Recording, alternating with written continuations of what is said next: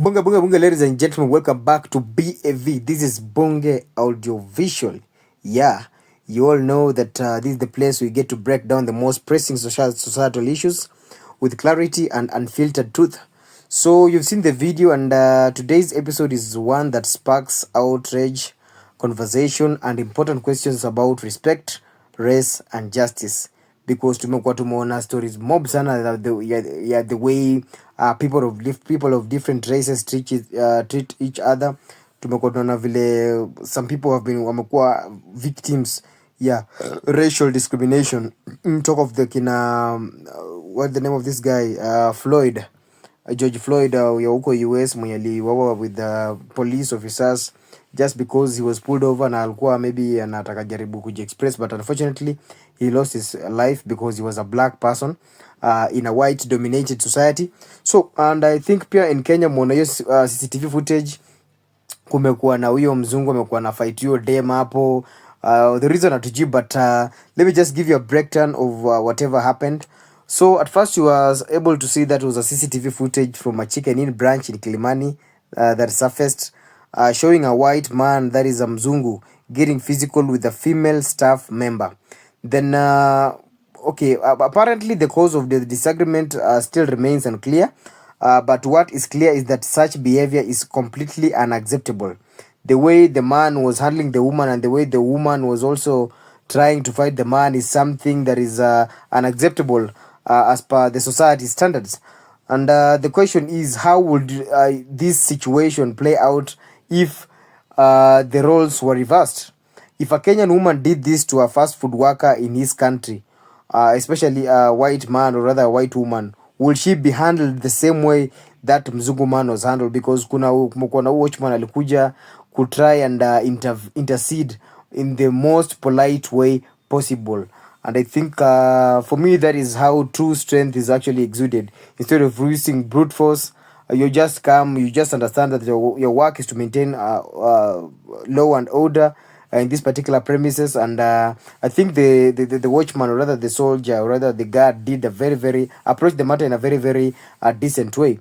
So let's talk about the indecency in that particular video. So as we break down what we know so far, the CCTV footage, which has now gone viral, shows a white man in a heated exchange with a female employee, and at some point the argument escalates and gets physical. Then we don't really know what sparked the altercation, but that doesn't excuse the behavior. A customer, no matter who they are, has no right to put their hands on a worker just doing their job. No. The fact that this happened in Kilimani, one of Nairobi's more affluent areas, raises even more questions.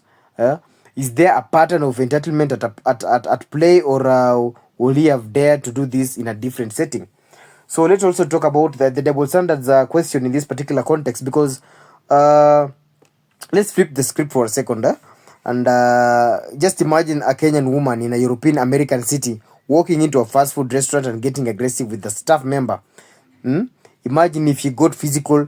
Do you really think that she would have been let off the hook hivyo too, or would security be on her in a heartbeat? No, these are some of the questions you're supposed to be asking yourself.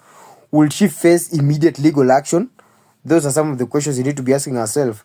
So this is where the issue of double standards come in, and in many cases, foreign nationals seem to act in ways that they wouldn't dare in their own countries. So it's the same way we see certain expatriates treating their local workers poorly, knowing that they can get away with it. And this raises the question at the same time: are there loopholes in our system that allow such behavior to go unchecked? No. So I don't know. I really, honestly, I don't know what to say. But when it also comes on looking at the public reaction on social media about that particular incident, we've been able to see that most of the people are not happy about that, the way the Mzungu man handled the lady, and also the way the lady acted in a masculine way, in an aggressive way. We do understand that she wanted to maybe defend herself from being harmed by the man, but the reaction online has been intense, and rightfully so. Many Kenyans are furious, calling for the man to be held accountable. No.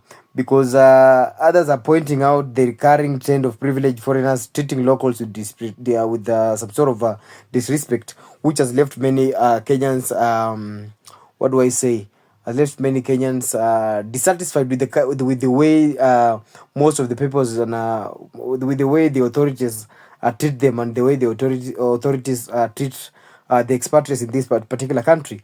So while some of the people are actually trying to demand justice, others are just questioning how the authorities will handle this particular situation.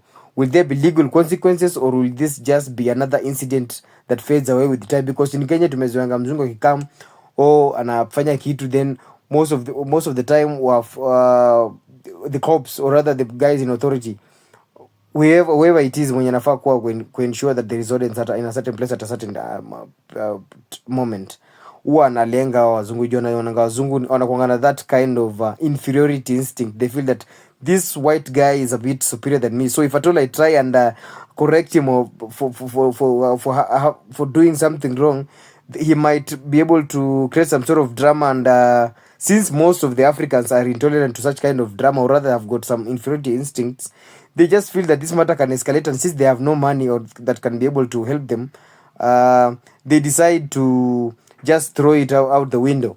So I think in this incident, this particular incident is supposed to serve as a wake-up call, because if Kenya is to be taken seriously, cases like this should be dealt with swiftly and fairly. Haijalishi wewe ni mzungu ama ni Mwafrika, such kind of cases must be dealt with swiftly and fairly. And no matter who is involved, there should be clear consequences for anyone, local or foreign, who crosses the line. At the same time, businesses need to step up in protecting their workers, because no employee should feel unsafe while simply doing their job. Imagine you've employed somebody, maybe at a entry level.